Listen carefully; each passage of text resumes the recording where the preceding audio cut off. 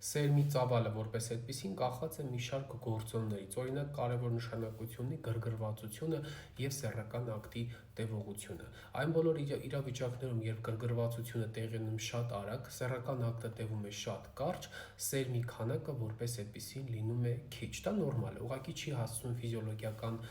բոլոր պատրաստվածությունն անցնի օրգանիզմը, բոլոր այդ փուլերը անցնի միզասեռական համակարգը և ինքնըստինքյան սերմի ծավալը լինում է քիչ։ Կախված է նաև սերմը դատարկելու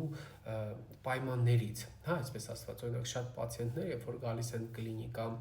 և պարզվում է, որ անհրաժեշտություն կա հանձնել սերմի անալիզ, հիմնականում շատերը նեղվում են անալիզից հետո կամ հաջորդ օրը կամ մյուս անգամ որ գալիս են, միշտ կիսվում են իրենց ոնց որ նեղված վիճակով, ասում են դոկտոր ջան, բայց այն օրը հանձնեցի անալիզը, շատ քիչ էր ծավալը։ Ես միշտ շտապում եմ բացատրել և ասել, որ հիվանդանոցային պայմաններում հանձնված անալիզը ծավալային առումով չի կարող համապատասխանել իրականության մեջ եղած իսկական ծավալին, չի համապատասխանում մի պարզ պատճառով, որովհետև հիվանդանոցում անհարմարավետ է իրավիճակը։ Ես նկատի չունեմ մեր կլինիկայում մենք ունենք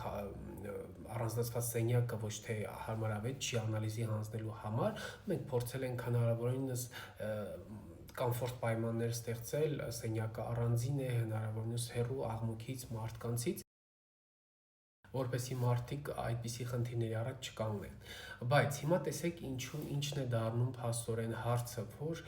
սերմի քիչ քանակը ծավալային առումով կարող է մարդուն անհանգստացնել։ Կանանց համար իրականում դա նշանակություն չունի, սերմնաժայթքումը տեղի ունի ներսում, հեշտոցում և սերմի ծավալը շատ է թե քիչ, դա նշանակություն չունի։ Չգիտեմ, դա ինչ-որ ֆիլմ չեք նկարահանում էլի, որ սերմի ծավալը տես նշանակություն ասեն շատ է կամ բան ինչ-որ տպավորիչ լինի։